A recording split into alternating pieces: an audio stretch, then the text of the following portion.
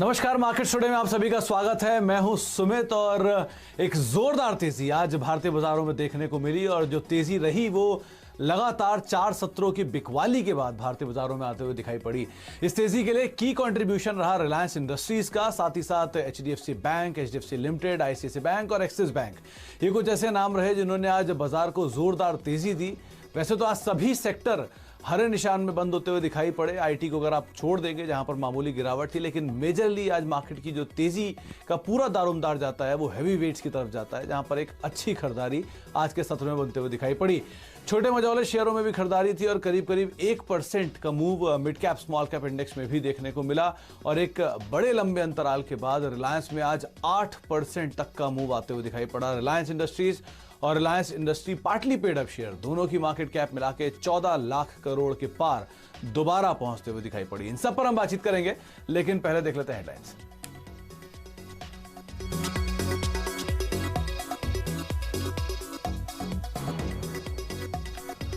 बाजार में 4 सेशन बाद लौटी रौनक। निफ्टी 11,100 के बेहद करीब बंद। निफ्टी बैंक में भी 400 अंकों की बढ़त दर्ज। आज 7% उछाल के साथ आरआईएल बना बाजार का बादशाह। शेयर में 3.5 महीने की सबसे बड़ी तेजी।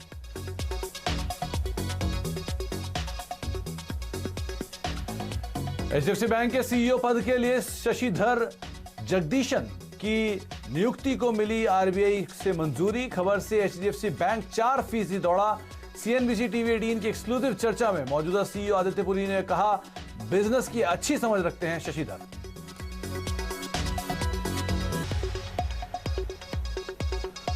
रक्षा खरीद के नियम नोटिफाई होने से डिफेंस शेयरों में भरपूर एक्शन। डिफेंस मैन्युफैक्चरिंग में आत्मनिर्भर बनने की तैयारी। खबर से 6 से 7% तक भागे एचएएल और भारत डायनेमिक्स। आज सुबह 2020 में नीरज ने दी थी खरीदारी की सलाह। और क्रेडिट पॉलिसी पर आज से एमपीसी की बैठक। 6 अगस्त को आएगा ब्याज दरों पर फैसला। सीएनबीसी आवाज बैंकर्स महापोल में ज्यादातर एक्सपर्ट्स बोले इस बार रेट कट होना मुश्किल।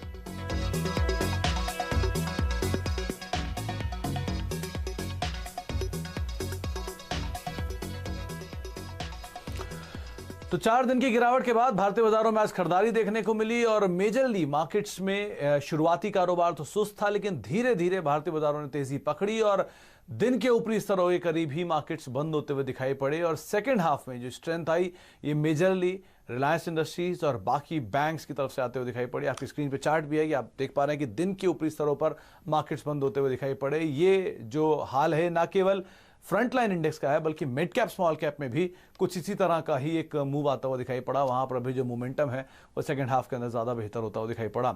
आप पहले निफ्टी की रेंज देखिए, जहां पर आज बहुत बड़ी रेंज शुरुआती कारोबार में नहीं थी, लेकिन हाँ धीरे धीरे मार्केट्स की रेंज बढ़ती हुई दिखाई पड़ी और करीब करीब 200 अंकों से ज्यादा की एक रेंज क्रिएट हुई निफ्टी के अंदर।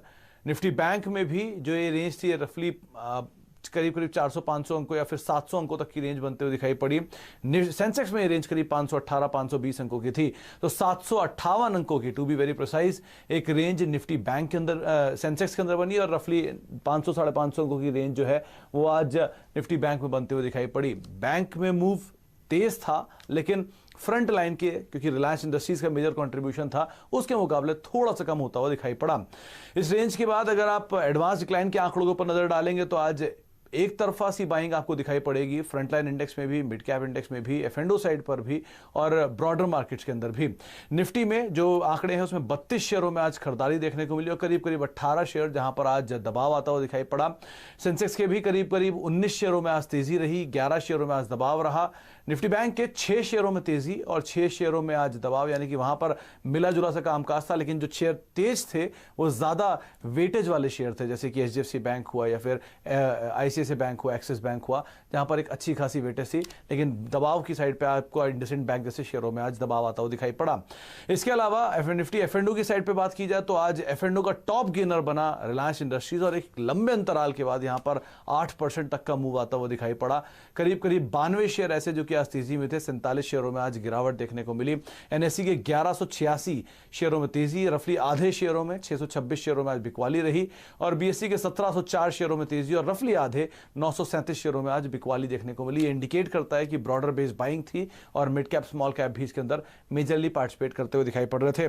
कंट्रीब्यूशन की जो प्लेट्स हैं वो आपकी स्क्रीन पे चली रही हैं, जिसके अंदर आप देखेंगे कि सबसे ज्यादा 100 अंकों से ज्यादा का निफ्टी की तेजी में कंट्रीब्यूशन जो है वो महज अकेले रिलायंस इंडस्ट्रीज से आया है। 117 अंकों 118 अंकों की तेजी वहां से, 40 अंकों की तेजी एचडीएफसी बैंक और एचडीएफसी लिमिटेड करीब 17 यानी 57 अंकों की तेजी एचडीएफसी डुओ की तरफ से आते हुए दिखाई पड़ी। तो यही दोनों मिलकर करीब 160-170 अंकों का कंट्रीब्यूशन दे रहे थे, और टोटल अगर पांचों को मिला देंगे तो 190-195 अंकों तक का कंट्रीब्यूशन इन 5 गेनर्स की तरफ से ही आता हुआ दिखाई पड़ा। आज नए हाइज बनाए फार्मास्यूटिकल के कुछ सिलेक्टिव स्टॉक्स ने, जैसे कि हुआ टोरेंट फार्मा जैसे शेयर जो कि आज तेजी में लगातार हैं और आज भी एक अच्छा मूव वहां पर आता हुआ दिखाई पड़ा, या फिर कुछ सिलेक्टिव नंबर्स का इंपैक्ट रहा जो कि लगातार तेजी में है भी, जैसे कि एमसीएक्स हुआ जहां पर नंबर्स के बाद से तेजी है, एसएल प्रोपेक हुआ, एक अच्छा मूव यहां पर भी आता हुआ दिखाई पड़ा। तो यहां पर भी मेजरली मोमेंटम बेस्ड जो प्ले है वो कंटिन्यूअसली दिखाई पड़ रहा है आपको।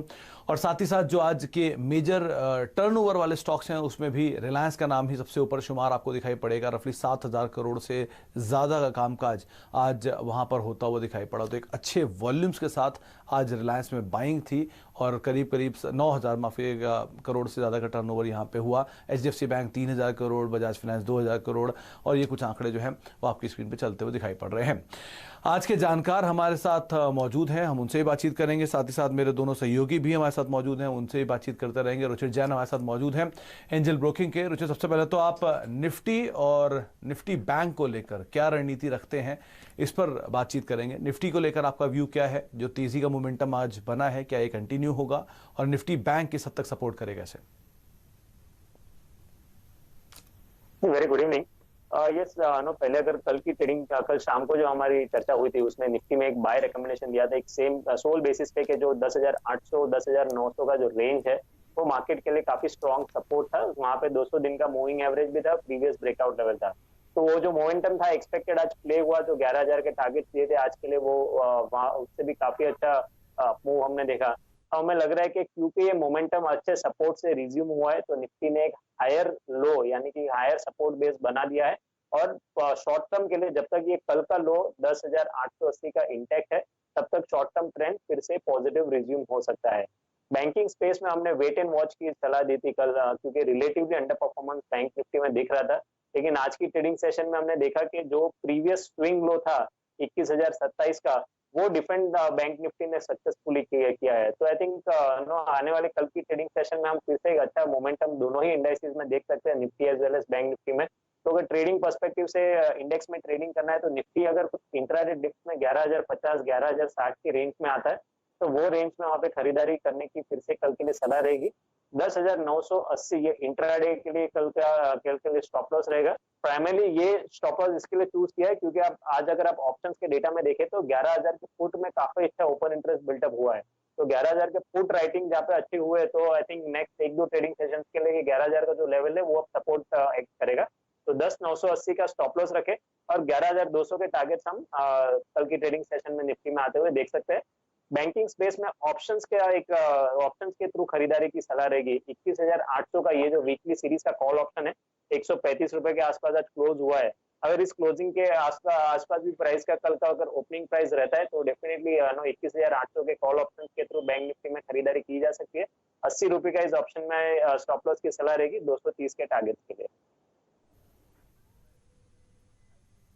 ओके, तो निफ्टी अगर आपको 11,050 11,060 की रेंज में मिले तो आप खरीदारी कर सकते हैं। 10,980 का एक स्टॉप लॉस यहां पर मेंटेन कर सकते हैं, और सेम ट्रेंड जो है वो आप निफ्टी बैंक में भी देख सकते हैं। यानी कोई भी डिप आपको मिले तो आप वहां पर खरीदारी करें। रुचित ने आपको राय दी है। वीरेंद्र भी हमारे साथ मौजूद है, आप स्क्रीन के एक अगले हिस्से पर देख भी रहे होंगे। वीरेंद्र से कुछ आंकड़े भी समझ लेते हैं, किस तरह से वो आंकड़ों को रीड कर रहे हैं, स्पेशली आज की एक जोरदार तेजी के बाद। वीरेंद्र, निफ्टी बैंक किस तरह से आंकड़ों को आपने रीड किया? देखिए, आज एक स्ट्रॉन्ग रिवर्सल था रिलायंस की लीडरशिप में, और जिस प्रकार की कल पुट्स में अनवाइंडिंग हुई थी आज वो फिर लौटती हुई नजर आई। यानी पुट्स में राइटिंग फिर हुई हालांकि सबसे स्ट्रॉन्ग पुट राइटिंग आज 2 स्ट्राइक्स पे हुई है, 11,000 की स्ट्राइक पे, जहां पे एज पर द फिगर्स 19 लाख पुट बिकी हैं, और 10,900 की पुट जहां पे करीब 11 लाख पुट बिकी हैं, यानी 30 लाख पुट्स बिकी हैं। लेकिन मेजर सपोर्ट याद रखिएगा रहेगा एज पर द ऑप्शन स्टैट्स और एवरेजेस के अनुसार 10,900, 10,910, 10,920 का जोन, जो कि आज का लो भी था, कल का लो भी था, और यहाँ पर करीब करीब 29 लाख की पुट्स खड़ी हुई हैं। ऊपर क्या, ऊपर कॉल राइटर्स आज अपनी स्ट्राइक्स को कवर कर रहे थे, शॉर्टिंग को 11,200 पे काफ़ी स्ट्रॉन्ग शॉर्ट कवरिंग थी। ऊपर की तरफ 11,220, 250 एक रेजिस्टेंस नजर आता है। निफ्टी बैंक 21,000 के जोन को वॉलेट नहीं किया। यहाँ पे आउटस्टैंडिंग वाई अगर आप देखें 21,000 की पुट का करीब 7,16,000 है। बड़े इवेंट से पहले 21,000 as per this option stats, 7,16,000 का आउटस्टैंडिंग वाई एक स्ट्रॉन्ग सपोर्ट के तौर पे काम करेगा। लेकिन जहां तक राइटर्स का सवाल है, बैंक निफ्टी में अभी भी राइटर्स इस पूरे क्लस्टर में 21,700, 21,800, 21,900, 22,000 पे हैं। तो फर्स्ट हर्डल जोन जो है वो 21,700 और 21,800 का क्लस्टर होगा। जी, तो आपको वीरेंद्र ने भी आंकड़े समझाया और उनका भी मानना है करीब करीब 10,900, 10,980 के आसपास अगर मार्केट्स दोबारा नीचे के लेवल आते हैं तो वहां से एक अच्छा मूव या पुल बैक मार्केट में शायद बनता हुआ भी दिखाई पड़े। कुछ स्टॉक स्पेसिफिक भी बात कर ली जाए, खासतौर से जो आज एक अच्छा मूव देखने को मिला वो है रिलायंस इंडस्ट्रीज में। 8% का एक मूव रिलायंस में आज देखने को मिला और एक लंबे अंतराल के बाद इस तरह का कुछ एक मूव बनता हुआ दिखाई पड़ा है। रुचित, रिलायंस को लेकर आपकी रणनीति क्या है? क्या नेक्स्ट टारगेट्स देख के चले? क्योंकि एक अच्छा मूव आया और एक तरफा ही चाल इसमें देखने को मिली आज सुबह से ही, चाहे आप रिलायंस को देख लें या रिलायंस के पार्टली पेड अप को देख लें, दोनों को लेकर आपकी रणनीति क्या है? आई थिंक यस नो, एक ट्रेंडेड अप मूव डेफिनेटली है ये स्टॉक में। और इनफैक्ट आप अगर थोड़ा सा हिस्टोरिकल डेटा देखे और डेली चार्ट देखे तो ये मार्च के लो के बाद में जो भी अप मूव आया है रिलायंस में, उसमें जो भी बीच बीच में डिक्लाइंस आते हैं तो 20 दिन का एक्सपोनेंशियल मूविंग एवरेज के आसपास ये सपोर्ट लेके फिर से अपना अप ट्रेंड रिज्यूम करता है। तो पिछले 3 ट्रेडिंग सेशन में जो प्रॉफिट बुकिंग हमने रिलायंस इंडस्ट्रीज में देखी थी, फिर से अपने 20 दिन के एक्सपोनेंशियल का मूविंग एवरेज सपोर्ट लेके वहां से आज एक इसका जो ट्रेंड है वो रिज्यूम होता हुआ दिखा है। ओपन इंटरेस्ट में काफी अच्छा बिल्टअप था, यानी कि वहां पे भी long positions built up, long positions देखने मिली है। तो आई थिंक ये मोमेंटम जो रेसिप्रोकल रिट्रेसमेंट थ्योरीज है वो उसके हिसाब से 2250 के टारगेट्स ये आने वाले कुछ समय में मे बी नेक्स्ट 2 से 3 ट्रेडिंग सेशन में ही आ सकता है। तो कोई भी एग्जिस्टिंग पोजीशंस है तो होल्ड करिए। इसके अलावा अगर आप रिलायंस इंडस्ट्रीज के ऑप्शंस में भी देखिए तो 2100 के कॉल ऑप्शन में अभी भी काफी अच्छा बिल्टअप ये स्टॉक में बना हुआ है। यानी कि जो कॉल राइटर्स है 2100 की कॉल ऑप्शन में जिन्होंने राइटिंग की है, उनकी अगर पोजीशंस अनवाइंडिंग होगी तो आई थिंक ये और भी मोमेंटम थोड़ा कंटिन्यूड रहेगा। वो भी एक रीजन रहेगा नेक्स्ट 1 से 2 ट्रेडिंग सेशन में ये स्टॉक को ऊपर लेके जाने में। तो 2250 के टारगेट हम देख रहे हैं रिलायंस इंडस्ट्रीज में, तो कोई पोजीशंस है तो डेफिनेटली होल्ड करनी चाहिए।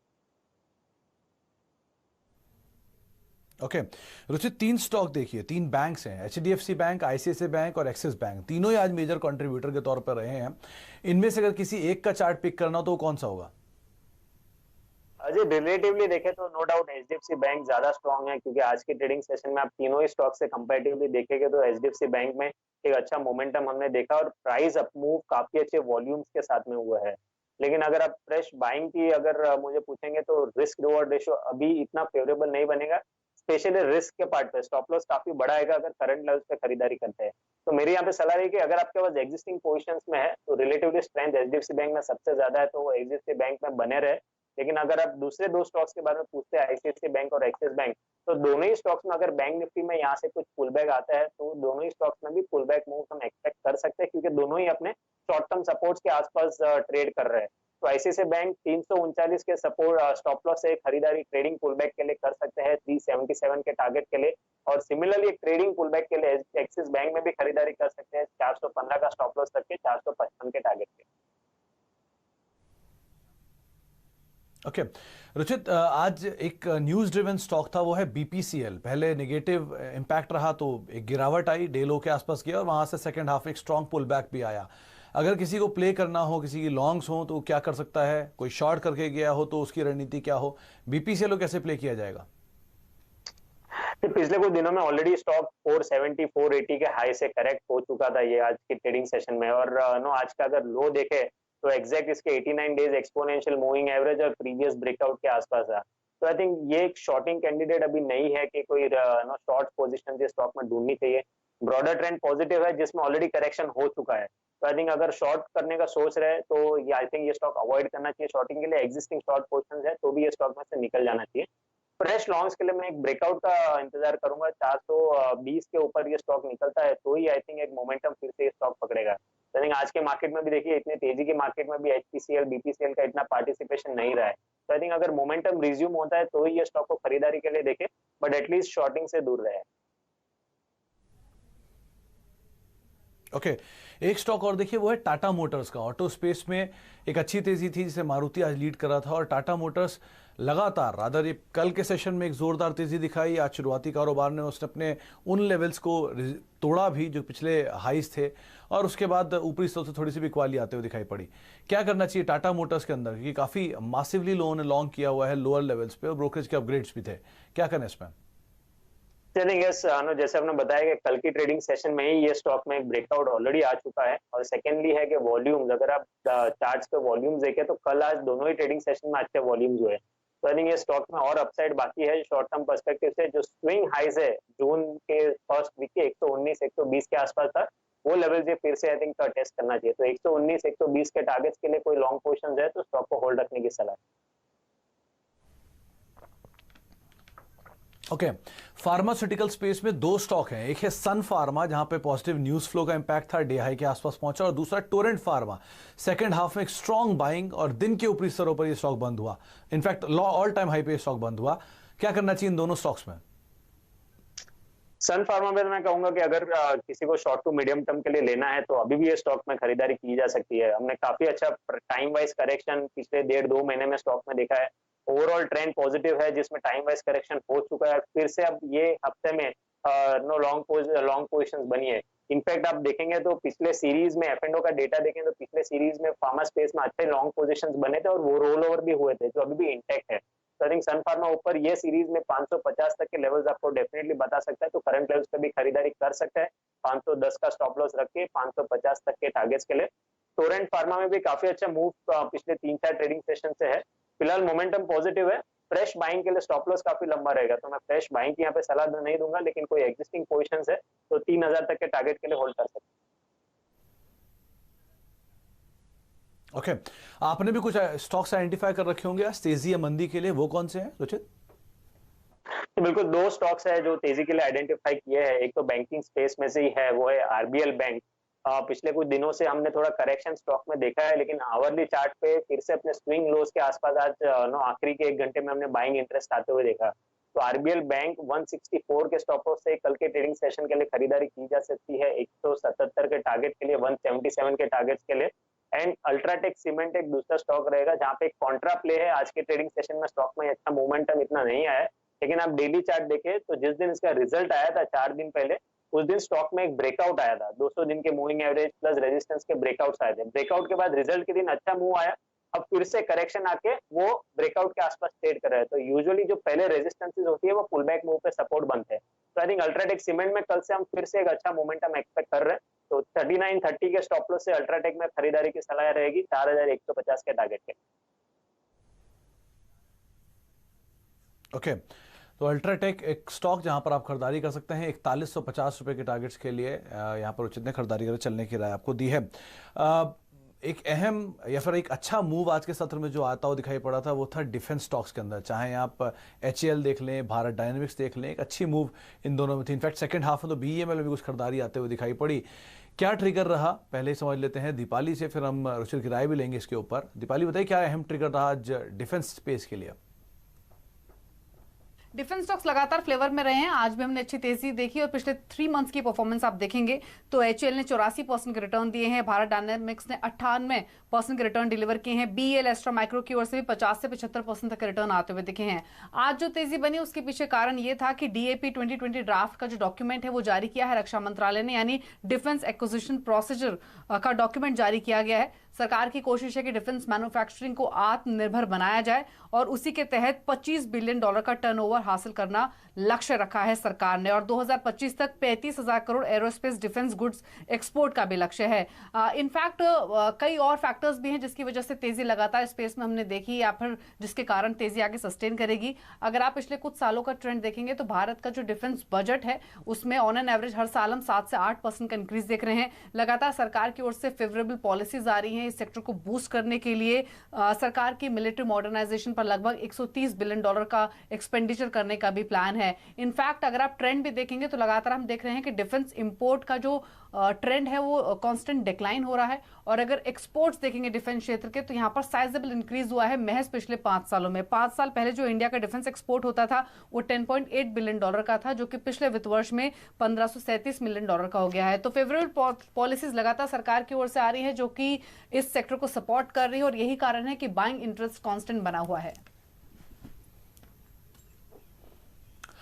तो डिफेंस स्पेस में मल्टीपल न्यूज फ्लो भी हैं और साथ साथ डिमांड स्पर्ट है, गवर्नमेंट एक्सपेंडिचर बढ़ रहा है जिसका एक इम्पैक्ट भी आता हुआ दिखाई पड़ रहा है। रुचिर, BEML और HAL ये दो स्टॉक आज काफी ज्यादा चर्चित रहे। इन दोनों में से कोई स्टॉक जो आपको लगता है कि हाँ इसमें मोमेंटम आगे भी कंटिन्यू कर सकता है, तेजी जारी रह सकती है? आई थिंक अगर डिफेंस स्पेस में से स्पेशली दो स्टॉक अगर HAL और BDL भारत डायनेमिक्स देखे तो दोनों ही स्टॉक्स में काफी अच्छा मूव्स हमने पिछले 1 महीने से आया है। एक अच्छा खासा करेक्शन या टाइम वाइज करेक्शन भी पिछले कुछ दिनों से स्टॉक में हुआ है और लास्ट 2 दिन से फिर से अप ट्रेंड का रिजम्पशन हुआ है। तो ये दोनों के चार्ट्स रिलेटिवली सबसे स्ट्रॉन्ग लग रहे हैं, BDL और भारत डायनेमिक्स और HAL के। यहाँ पे फ्रेश खरीदारी के लिए मैं डिफेंस स्पेस में से एक दूसरा स्टॉक और ऐड करना चाहूंगा, वो है भारत फोर्ज। ऑल्दो एक मल्टीनेशनल कंपनी है जो automotive, power, oil and gas काफी सारे सेक्टर्स में है, लेकिन मरीन और एरोस्पेस सेक्टर में भी ये कंपनी का कारोबार है। आप देखेंगे तो भारत फोर्ज भी पिछले कुछ दिनों से कंसोलिडेशन फेज में है और अपने ब्रेकआउट के तर्ज पर आज की क्लोजिंग हुई है। 397 398 का ब्रेकआउट है ये स्टॉक में। अगर कल की ट्रेडिंग सेशन में ये लेवल निकल जाता है तो आई थिंक ये स्टॉक है आने वाले कुछ दिनों में 430 440 तक के मूव, यानी लगभग 10-1% के रिटर्न्स करंट लेवल से ये स्टॉक दे सकता है। तो फ्रेश खरीद वो अगर किसी के पास एग्जिस्टिंग दूसरे डिफेंस स्टॉक्स है जैसे BDL और HAL जैसे तो होल्ड करने की सलाह है। अगर फ्रेश खरीदारी करनी है तो भारत फोर्ज 398 के ऊपर खरीदारी की सलाह रहेगी। 385 के स्टॉप लॉस है, 440 के टारगेट है। ओके, तो एग्जिस्टिंग स्टॉक्स लिस्ट में से आप HAL और BDL को देख सकते हैं जिनके चार्ट मजबूत है, और अगर नई पोजीशन लेना चाहते हैं तो भारत फोर्ज रिस्क रिवॉर्ड के रेशियो के लिहाज से ज्यादा बेहतर दिखाई पड़ रहा है। एक ब्रेक का वक्त है, लेकिन ब्रेक पे जाने से पहले अब तक जो बातचीत हुई उसमें निफ्टी और निफ्टी बैंक को लेकर तेजी का व्यू रखते हैं रुचित। उनको लगता है कि निफ्टी में 11,050 11,060 की रेंज में अगर आपको मिले तो आप खरीदारी करें 10,980 के टारगेट एक स्टॉप लॉस मेंटेन करके, और 11,200 का एक टारगेट यहां पर देख सकते हैं। निफ्टी बैंक में वो कॉल के जरिए खरीदारी कर चलने की राय दे रहे हैं। 230 के टारगेट्स के लिए आप 21,800 की कॉल खरीद सकते हैं। 80 का एक स्टॉप लॉस यहाँ पे मेंटेन करें। रुचित की जो अपनी कॉल्स हैं उसमें उन्होंने RBL में खरीदारी की राय दी है, करीब 177 रुपए के टारगेट्स के लिए आप खरीदारी करें, 164 का स्टॉप लॉस मेंटेन करें। और अल्ट्राटेक सीमेंट 4150 के टारगेट्स के लिए आप खरीदारी करें, 3930 का एक स्टॉप लॉस यहाँ मेंटेन कर सकते हैं। फार्मास्यूटिकल स्पेस में सन फार्मा 550 के टारगेट्स के लिए आप खरीदारी कर सकते हैं, 510 का स्टॉप लॉस मेंटेन करें। टोरेंट में भी तेजी है, नए ऑल टाइम हाई पर है, वहां पर भी जो मोमेंटम है वो आगे कंटिन्यू होता हुआ दिखाई पड़ सकता है। इसके अलावा बैंकिंग स्पेस में HDFC बैंक उनको लगता है कि यहाँ पर सबसे सेफ बेट है, लेकिन नया विकल्प अगर आप तलाश रहे हैं तो एक्सिस 455 रुपए के टारगेट्स के लिए आप खरीदारी करें, और ICICI बैंक 377 रुपए के टारगेट्स के लिए खरीदारी करें। साथ ही साथ डिफेंस स्पेस में अभी जो बातचीत हुई उसके लिहाज से उनको लगता है कि भारत फोर्ज एक बेहतर विकल्प है। 440 रुपए के टारगेट्स के लिए आप खरीदारी करें, 389 रुपए का एक स्टॉप लॉस यहां पर मेंटेन कर सकते हैं। एक ब्रेक का वक्त है, ब्रेक के बाद लौटते हैं और यतिन आपको दिखाई भी पड़ेंगे, हमारे साथ मौजूद भी हैं। छोटे से ब्रेक के बाद लौटते हैं और उनसे भी जानते हैं कि डीलर्स रूम में किस तरह की खबरें हैं ब्रेक के उस पार।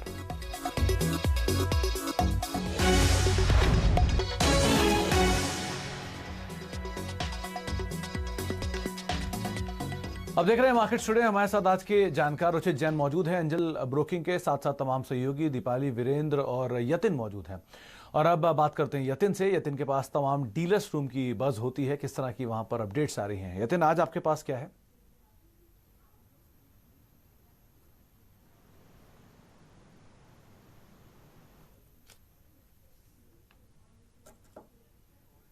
यतिन, आप सुन पा रहे हैं? ये है सुमित आपकी। अगर आप ओवरऑल बेसिस पे देखें तो डीलिंग रूम्स की आज 3 रिकमेंडेशंस थी। उसमें से एक्सिस बैंक और एचपीसीएल, ये 2 स्टॉक्स ऐसे थे जो वायदे बाजार में बाय रिकमेंडेशंस थी। खास करके बात करूंगा एक्सिस बैंक की, जहां जो सपोर्ट लेवल है 50 दिन के मूविंग एवरेज के आसपास, वो है लगभग 423 रुपए। और डीलिंग रूम्स का मानना यह है कि कंपनी के जो फंड रेजिंग प्लान्स हैं वो बहुत जल्द अनलॉक होंगे, क्योंकि कंपनी ने जो है एक रेजोल्यूशन ऑलरेडी शेयर होल्डर से अप्रूव कर लिया है फंड रेजिंग के लिए, और क्यूआईपी लॉन्च हो सकता है, ऐसा डीलिंग रूम्स का अनुमान है, जिसके वजह से एक थोड़ी बहुत बाय रिकमेंडेशन डीलिंग रूम्स की आज एक्सिस बैंक पे थी। इसके अलावा एचपीसीएल भी डीलिंग रूम्स को लगता है कि नतीजों के पहले पहले यहाँ एक पोजिशनल बाय बन सकता है। टारगेट है उनका 220 से 225 रुपए के आसपास। और जैसे कि शो के ओपनिंग में आप रिमार्क दे रहे थे कि ऑयल मार्केटिंग कंपनीज एचपीसीएल और बीपीसीएल में आज हमने अच्छा खासा इंट्राडे स्विंग देखा। पहले शेयर्स गिरे और फिर दीपम सेक्रेटरी के क्लैरिफिकेशन के बाद जो सीएनबीसी आवाज के पास एक्सक्लूसिवली था, उसके बाद रिकवरी हुई। तो डीलिंग रूम्स काफी होपफुल है कि स्टॉक 220 से लेकर 225 के लेवल बहुत जल्द दिखा सकता है। और आखिर में हेडलबर्ग सीमेंट जो है, ये सीमेंट कंपनी जो मिड कैप सेगमेंट में है, वहां एक बाय रिकमेंडेशन आ रहा है। डीलिंग रूम्स को लगता है कि ये हाइडेलबर्ग सीमेंट में लगभग 10 से 15% की ट्रेडिंग अपसाइड हमको देखने को मिल सकती है। और अगर आप आज के वॉल्यूम्स देखें सुमित, तो लगभग 50% ज्यादा थे एक महीने के एवरेज से। तो हाइडेलबर्ग पे भी एक एचएनआई डेस्क से मैं कहूंगा कि बाय रिकमेंडेशन आ रहा था शॉर्ट टर्म के लिए।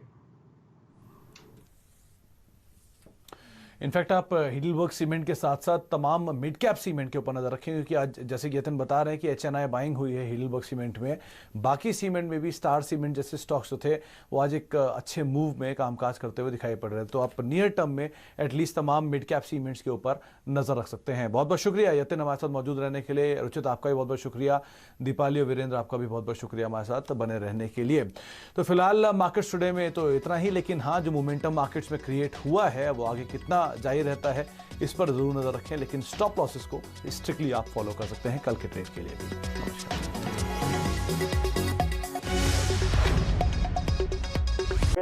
पहले अगर कल की ट्रेडिंग, कल शाम को जो हमारी चर्चा हुई थी उसमें निफ्टी में एक बाय रिकमेंडेशन दिया था, एक सेम सोल बेसिस पे के जो 10,800 10,900 का जो रेंज है वो मार्केट के लिए काफी स्ट्रॉन्ग सपोर्ट था। वहां पे 200 दिन का मूविंग एवरेज भी था, प्रीवियस ब्रेकआउट लेवल था। तो वो जो मोमेंटम था एक्सपेक्टेड आज प्ले हुआ, जो 11,000 के टारगेट दिए थे आज के लिए, वो वहां उससे भी काफी अच्छा मूव हमने देखा। हमें लग रहा है कि क्योंकि ये मोमेंटम अच्छे सपोर्ट से रिज्यूम हुआ है, तो निफ्टी ने एक हायर लो यानी कि हायर सपोर्ट बेस बना दिया है। और शॉर्ट टर्म के लिए जब तक ये कल का लो 10,880 का इंटैक्ट है, तब तक शॉर्ट टर्म ट्रेंड फिर से पॉजिटिव रिज्यूम हो सकता है। बैंकिंग स्पेस में हमने वेट एंड वॉच की सलाह दी थी कल, क्योंकि relatively under performance bank Nifty में दिख रहा था। लेकिन आज की ट्रेडिंग सेशन में हमने देखा कि जो प्रीवियस स्विंग लो था 21,027 का, वो डिफेंड बैंक निफ्टी ने सक्सेसफुली किया है। तो आई थिंक आने वाले कल की ट्रेडिंग सेशन में हम फिर से एक अच्छा मोमेंटम दोनों ही इंडेक्सेस में देख सकते हैं, Nifty as well as bank Nifty में। तो अगर ट्रेडिंग पर्सपेक्टिव से इंडेक्स में ट्रेडिंग करना है, तो निफ्टी अगर कुछ इंट्राडे डिप्स में 11,050 11,060 की रेंज में आता है, तो वो रेंज में वहां पे खरीदारी करने की फिर से कल के लिए सलाह रहेगी। 10,980 ये इंट्राडे के लिए कल के लिए स्टॉप लॉस रहेगा। प्राइमरली ये स्टॉप लॉस इसके लिए चूज किया है क्योंकि आप आज अगर आप ऑप्शंस के डेटा में देखें तो 11,000 के फुट में काफी अच्छा ओपन इंटरेस्ट बिल्टअप हुआ है। तो 11,000 के फुट राइटिंग जहाँ पे अच्छे हुए, तो I think next 1-2 trading session के लिए 11,000 का जो लेवल है वो अब सपोर्ट एक्ट करेगा। तो 10,980 का स्टॉप लॉस रखे और 11,200 के टारगेट्स हम कल की ट्रेडिंग सेशन में निफ्टी में आते हुए देख सकते हैं। बैंकिंग स्पेस में ऑप्शंस के थ्रू खरीदारी की सलाह रहेगी। 21,800 का ये जो वीकली सीरीज का कॉल ऑप्शन है 135 रुपए के आसपास आज क्लोज हुआ है। अगर इस क्लोजिंग के आसपास भी प्राइस का कल का अगर ओपनिंग प्राइस रहता है, तो डेफिनेटली 21,800 के कॉल ऑप्शन के थ्रू बैंक निफ्टी में खरीदारी की जा सकती है। 80 रुपए का इस ऑप्शन में स्टॉप लॉस की सलाह रहेगी 230 के टारगेट के लिए। ओके, तो निफ्टी अगर आपको 11,050 11,060 की रेंज में मिले तो आप खरीदारी कर सकते हैं। 10,980 का एक स्टॉप लॉस यहां पर मेंटेन कर सकते हैं। और सेम ट्रेंड जो है वो आप निफ्टी बैंक में भी देख सकते हैं। नहीं, कोई भी डिप आपको मिले तो आप वहां पर खरीदारी करें। रुचित ने आपको राय दी है। वीरेंद्र भी हमारे साथ मौजूद है, आप स्क्रीन के एक अगले हिस्से पर देख भी रहे होंगे। वीरेंद्र से कुछ आंकड़े भी समझ लेते हैं, किस तरह से वो आंकड़ों को रीड कर रहे हैं, स्पेशली आज की एक जोरदार तेजी के बाद। वीरेंद्र, निफ्टी बैंक किस तरह से आंकड़ों को आपने रीड किया? देखिए, आज एक स्ट्रॉन्ग रिवर्सल था रिलायंस की लीडरशिप में, और जिस प्रकार की कल पुट्स में अनवाइंडिंग हुई थी, आज वो फिर लौटती हुई नजर आई, यानी पुट्स में राइटिंग फिर हुई। हालांकि सबसे स्ट्रॉन्ग पुट राइटिंग आज दो स्ट्राइक्स पे हुई है, 11,000 की स्ट्राइक पे, जहां पे एज पर द फिगर्स 19 लाख पुट बिकी हैं, और 10,900 की पुट जहां पे करीब 11 लाख पुट बिकी हैं, यानी 30 लाख पुट्स बिकी हैं। लेकिन मेजर सपोर्ट याद रखिएगा रहेगा एज पर द ऑप्शन स्टैट्स और एवरेजेस के अनुसार 10,900, 10,910, 10,920 का जोन, जो कि आज का लो भी था, कल का लो भी था, और यहाँ पर करीब करीब 29 लाख की पुट्स खड़ी हुई हैं। ऊपर क्या, ऊपर कॉल राइटर्स आज अपनी स्ट्राइक्स को कवर कर रहे थे, शॉर्टिंग को 11,200 पे काफ़ी स्ट्रॉन्ग शॉर्ट कवरिंग थी। ऊपर की तरफ 11,220, 250 एक रेजिस्टेंस नजर आता है। निफ्टी बैंक 21,000 के जोन को वॉलेट नहीं किया। यहाँ पे आउटस्टैंडिंग वाई अगर आप देखें 21,000 की पुट का करीब 7,16,000 है। बड़े इवेंट से पहले 21,000 as per this option states 7,16,000 का आउटस्टैंडिंग वाई एक स्ट्रॉन्ग सपोर्ट के तौर पे काम करेगा। लेकिन जहां तक राइटर्स का सवाल है, बैंक निफ्टी में अभी भी राइटर्स इस पूरे क्लस्टर में 21,700, 21,800, 21,900, 22,000 पे हैं। तो फर्स्ट हर्डल जोन जो है वो 21,700 और 21,800 का क्लस्टर होगा। जी, तो आपको वीरेंद्र ने भी आंकड़े समझाया, और उनका भी मानना है करीब करीब 10,900, 10,980 के आसपास अगर मार्केट्स दोबारा नीचे के लेवल आते हैं तो वहां से एक अच्छा मूव या पुल बैक मार्केट में शायद बनता हुआ भी दिखाई पड़े। कुछ स्टॉक स्पेसिफिक भी बात कर ली जाए, खासतौर से जो आज एक अच्छा मूव देखने को मिला वो है रिलायंस इंडस्ट्रीज में। 8% का एक मूव रिलायंस में आज देखने को मिला, और एक लंबे अंतराल के बाद इस तरह का कुछ एक मूव बनता हुआ दिखाई पड़ा है। रुचित, रिलायंस को लेकर आपकी रणनीति क्या है? क्या नेक्स्ट टारगेट्स देख के चले, क्योंकि एक अच्छा मूव आया और एक तरफा ही 40 में देखने को मिली आज सुबह से ही, चाहे आप रिलायंस को देख लें या रिलायंस के पार्टली पेडअप को देख लें, दोनों को लेकर आपकी रणनीति क्या है? आई थिंक यस नो, एक ट्रेंडेड अप मूव डेफिनेटली है ये स्टॉक में। और इनफैक्ट आप अगर थोड़ा सा हिस्टोरिकल डेटा देखे और डेली चार्ट्स देखे तो ये मार्च के लो के बाद में जो भी अप मूव आया है रिलायंस में, उसमें जो भी बीच बीच में डिक्लाइंस आते हैं, तो 20 दिन का एक्सपोनेंशियल मूविंग एवरेज के आसपास ये सपोर्ट लेके फिर से अपना अप ट्रेंड रिज्यूम करता है।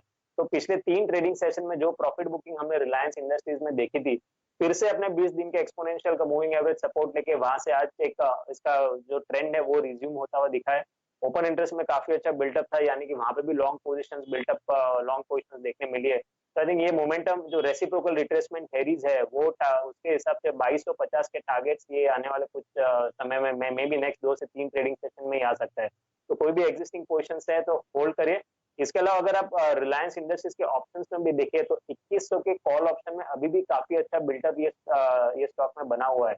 यानी कि जो कॉल राइटर्स है 2100 की कॉल ऑप्शन में जिन्होंने राइटिंग की है, उनकी अगर पोजीशंस अनवाइंडिंग होगी तो आई थिंक ये और भी मोमेंटम थोड़ा कंटिन्यूड रहेगा। वो भी एक रीजन रहेगा नेक्स्ट 1 से 2 ट्रेडिंग सेशन में ये स्टॉक को ऊपर लेके जाने में। तो 2250 के टारगेट हम देख रहे हैं रिलायंस इंडस्ट्रीज में, तो कोई पोजीशंस है तो डेफिनेटली होल्ड करनी चाहिए।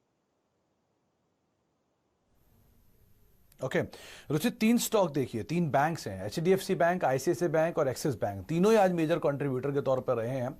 इनमें से अगर किसी एक का चार्ट पिक करना हो तो कौन सा होगा?